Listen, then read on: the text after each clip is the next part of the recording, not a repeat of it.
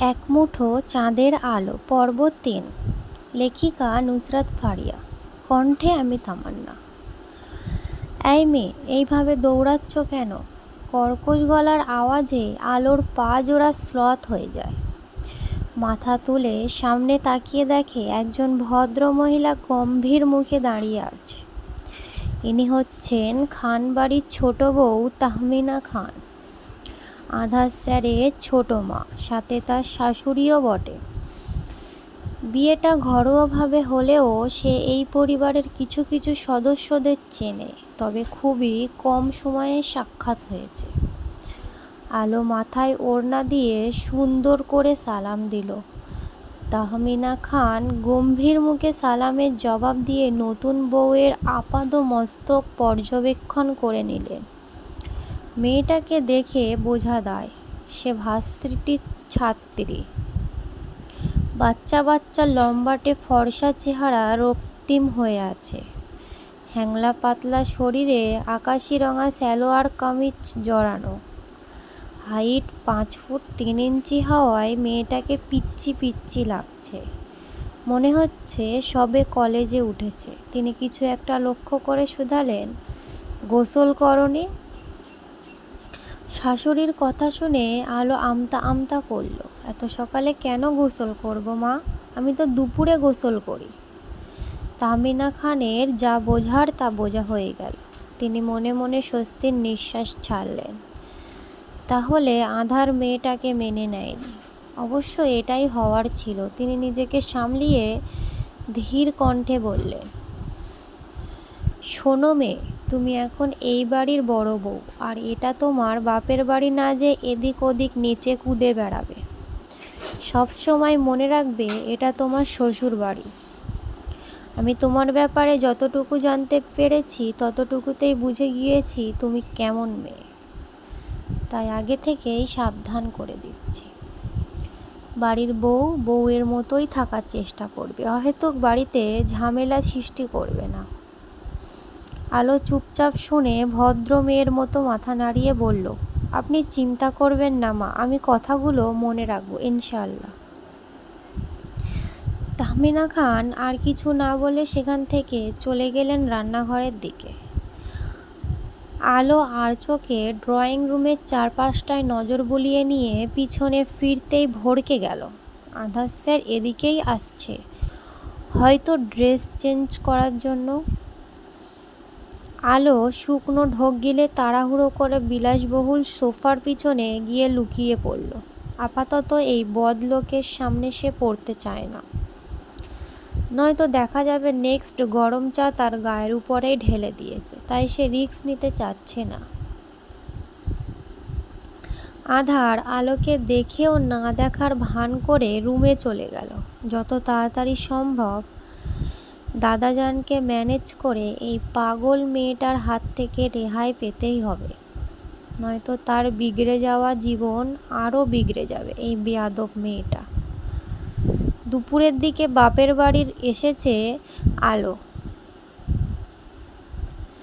আজ রাতটা এখানে থেকে পরশুদিন শ্বশুর বাড়িতে যাবে। গতকাল তার বই পার্সোনাল জিনিসপত্র নিয়ে যাওয়া হয়নি। মূলত সেগুলো নিতেও মা বাবার সাথে দেখা করার জন্যই এসেছে। দাদাজানের কথায় তার সাথে আধারও এসেছিল, তবে তাকে বাড়িতে নামিয়ে কাজের বাহানা দিয়ে চলে গিয়েছে লোকটা। এতে আলোর কোনো কিছুই যায় আসে না। সে তো বাড়িতে ফেরা মাত্রই মতিউর রহমানকে জাপটে ধরে কাঁদতে কাঁদতে অভিযোগ দিতে ব্যস্ত, তুমি দুনিয়াতে আর কোনো মানুষ পেলে না বাবা? আমার ডিপার্টমেন্টের স্যারের সাথে আমাকে বিয়ে দিতে হলো। তুমি এটা কেন করলে বাবা, কেন? মতিউর রহমানকে বেশ চিন্তিত দেখা যাচ্ছে। তিনি থমথমে মুখে নিজের সহধর্মিণীর দিকে তাকায়। আলিয়া রহমান বড় মেয়ের ন্যাকা কান্না দেখে বেশ বিরক্ত। গমগলে গলায় বললেন, বিয়ে করব বলে কে লাফাচ্ছিল শুনি? ভুলে গেলে এই বিয়ে করার জন্য তুমি ইচ্ছে করে পরীক্ষায় ফেল করেছিলে, কারণ তোমার বান্ধবীকে ফেল করার পরপরই বিয়ে দেওয়া হয়েছিল। তার জন্য তুমিও এই বুদ্ধিটা খাটিয়েছো। তাহলে এখন বিয়ের পর এমন মরা কান্না জুড়ে দেওয়ার মানে কি? আলো ফ্যাচ ফ্যাচ করে কাঁদতে কাঁদতে বলল, তাই বলে ওই হিটলার স্যারের সাথে বিয়ে দিবে? উনি আমাকে মোটেও সহ্য করতে পারে না মা, লোকটা ভীষণ খারাপ।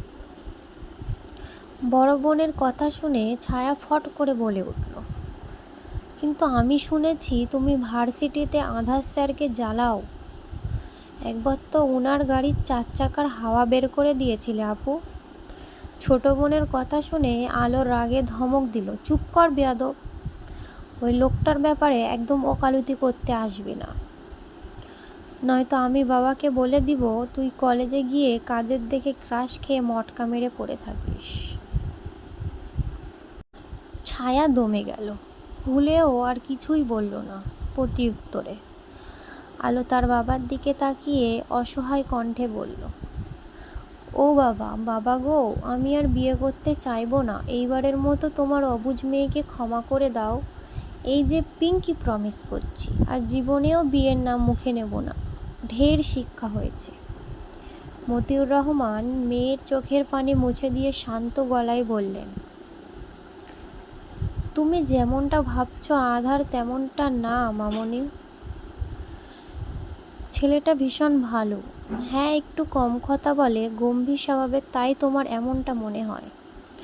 তবে মানুষ হিসাবে ছেলেটা লাখে একটা। আমরা অনেক ভেবেচিন্তেই এই সিদ্ধান্তটা নিয়েছি। আর তোমাকেও বারবার বলেছিলাম একবার হবু জামাইকে দেখে নাও, কথা বলে নাও, কিন্তু তুমি আমার কোনো কথাই শুনলে না। আচ্ছা, আধার কি তোমার সঙ্গে খারাপ ব্যবহার করেছে? আলো নাক টেনে 2 দিকে মাথা নাড়িয়ে বলল, না, উনি কখনো আমার সাথে কেন কোনো মেয়ের সাথেই খারাপ ব্যবহার করেন না, শুধু শুধু বকাবকি করে আর ধমকায়। তাহলে সমস্যা কোথায়? আমি ওনাকে পছন্দ করি না বাবা। মেয়ের কথা শুনে হুতাশ হলেন মতিউর রহমান। এই তার বড় মেয়েটা আবার সহজে কাউকে পছন্দ করে না, আবার যদি একবার পছন্দ হয়ে যায় তাহলে নিজের সবটা দিয়ে আগলে রাখার চেষ্টা করে। মাহবুব রহমান উঠে এসে আলোর পাশে বসলেন, মাথায় হাত বুলিয়ে আদুরে কণ্ঠে বললেন, আমরা বুঝতে পারছি তোমার মনের অবস্থাটা মামনি, নতুন নতুন এমনই হবে, কিন্তু সময়ের সাথে সাথে সব কিছু ঠিক হয়ে যাবে ইনশাআল্লাহ। বড় চাচার কথা শুনে আলো দীর্ঘশ্বাস ছাড়ল। আজ তার জন্য সবটা হয়েছে।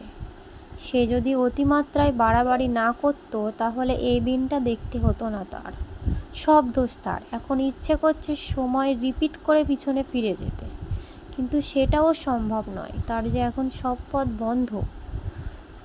অনেক হয়েছে, এখন আয় তো দেখি, তোর সব পছন্দের খাবারগুলো রেঁধেছি, সাথে হালিমও। খাবারের কথা শুনে আলোর পেট গুড়গুড় করে উঠল। সে আবার খাবার পেলে দিন দুনিয়ায় মানুষজন ভুলে যায়, সাথে সকল চিন্তা ভাবনাও। সে উঠে বড় চাচির সাথে গেল। তার পিছু পিছু মায়া, ছায়া ও রোহিত গুটি গুটি পায়ে এগিয়ে যায়। মায়া ও রোহিত তার চাচাতো ভাই বোন। আলো সবার সাথে ডাইনিংয়ে বসে গপাগপ খেতে লাগলো। পেট ঠান্ডা তো তার পুরো দুনিয়া ঠান্ডা। বিয়ের 3-4 দিন পর ভার্সিটিতে পা রেখেছে আলো। সে বিয়ের আগে ধরেই নিয়েছিল এটাই লাস্ট ক্লাস করে বিদায় নেবে ভার্সিটি থেকে। প্ল্যান ছিল পড়াশুনো আর করবে না, স্বামীকে বলে মিউজিক ক্লাসে ভর্তি হবে, কারণ তার শখ গান গাওয়া। কিন্তু সব কিছু উল্টে গিয়েছে তার। বরের সাথে চুটিয়ে প্রেম করার জায়গায় দিন দুপুরে শুধু ধমকই খেয়ে যাচ্ছে, সাথে এক্সট্রা লেখাপড়াও ফ্রি। ওই মামা, এতদিন কার চিপাই ছিলি? মারুফের কথা শুনে আলোর ধ্যান ভাঙল। সে আনমনে হেঁটে মাঠের দিকে আস্তে আস্তে বিড়বিড় করল, থাকতে চেয়েছিলাম তো স্বামীর চিপায়, কিন্তু পড়ে গেলাম মাইনকার চিপায়। এতদিন পর বান্ধবীকে দেখতে পেয়ে ফারাহ, শালুক, নির্ঝর ও তামান্না ছুটে এলো। তারা 5 জন গোল হয়ে ঘিরে ধরে আছে আলোকে। এতে মেয়েটা প্রচুর বিরক্ত হয়।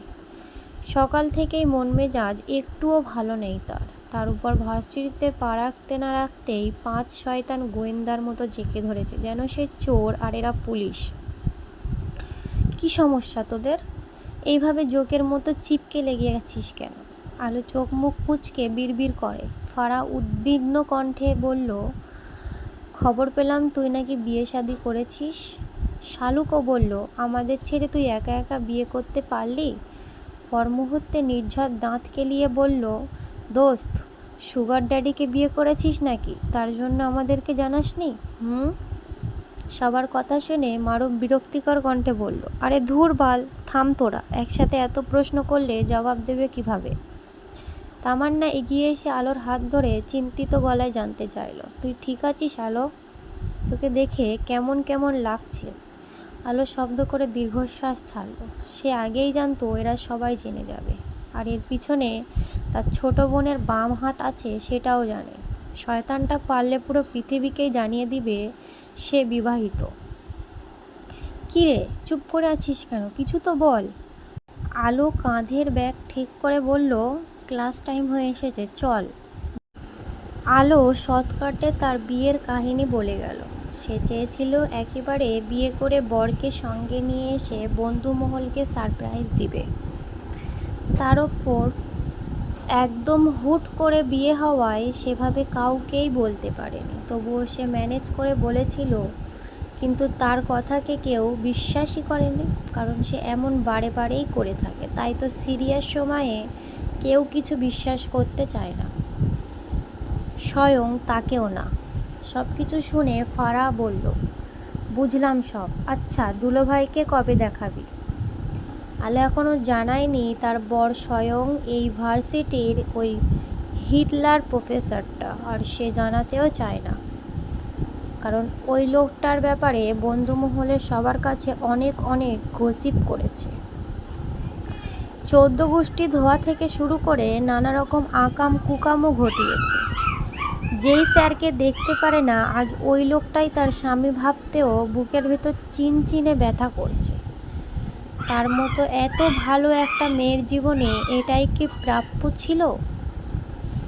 দীর্ঘশ্বাস ছাড়ল আলো। বান্ধবীদের সাথে পায়ে পা মিলিয়ে ক্লাসরুমের দিকে যেতে যেতে বলল, বছরখানেক পার হোক, তারপর ভেবে দেখব। মানে কি?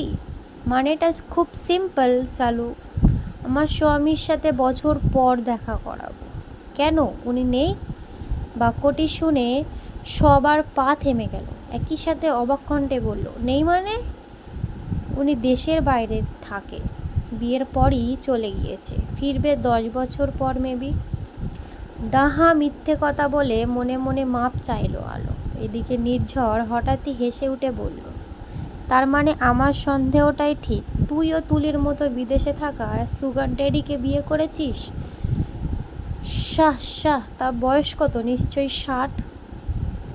ছেলেটার কথা শুনে আলো ভীষণ রেগে গেল। সে কোনো দিক না তাকিয়ে খ্যাক করে বলে উঠল, হ ভাই হ, আমার স্বামীর বয়স 60 না 80 বছর, মাথায় চকচকে টাক, 5টা দাঁত নাই, বুইড়া থুতথুরে মানুষ, লাঠি ছাড়া চলতে পারে না, দাড়ি হাঁটু পর্যন্ত, কাইলা কুচকুচে চেহারার মাঝে হলদে চোখ, সাথে 5 বাচ্চার বাপও।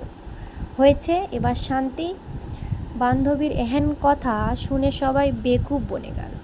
তামান্না ফিসফিসিয়ে বলল, দিন শেষে একটা বুইড়াকেই তোর বিয়ে করতে হলো? কারণ বুইড়া ব্যাটারাই বউকে ভীষণ আদর সোহাগ করে। নির্ঝর দাঁত কেলিয়ে বলল, তোর বরের যা বর্ণনা দিলি তাতে মনে হয় না ওনার নাট বল্টু ঠিক আছে। নাট বল্টুর সাথে ওই লোকটার পুরো মাথার তার ছিঁড়া। আলো বিরক্তিকর মুখে কথাটা বলে সামনে পা বাড়াতেই খেয়াল করলো সবাই চোখ বড় বড় করে তার পিছনে তাকিয়ে আছে। সে কিছু বলতে যাবে, তখনই সবাই হুড়মুড় করে ক্লাসরুমের ভিতর ঢুকে গেল। এতে আহাম্মক বনে গেল আলো। সে কৌতূহল হয়ে ঘাড় পিছনে ঘুরিয়ে তাকাতেই স্তব্ধ হয়ে যায়। তার থেকে কিছুটা দূরে আধার স্যার দাঁড়িয়ে আছে, তাও রক্তিম চোখে। অজানা ভয়ে আলোর সর্বাঙ্গ কেঁপে উঠল। নিশ্চয়ই এতক্ষণে বলা তার সব কথাগুলো শুনে নিয়েছে, তাই তো এমন খেয়ে ফেলার মতো তাকিয়ে আছে। সে শুকনো ঢোক গিলে চট করে নজর সরিয়ে নিল মানুষটার সেই অদ্ভুত চাহনি কি ভয়ঙ্কর। তো পাঠিকারা, তোমাদের যদি এই গল্পটা ভালো লেগে থাকে তো আমার চ্যানেলটি সাবস্ক্রাইব করে নাও। আমি চাই তোমরা আমার পাশে থাকো এই পুরো গল্পটার সঙ্গে।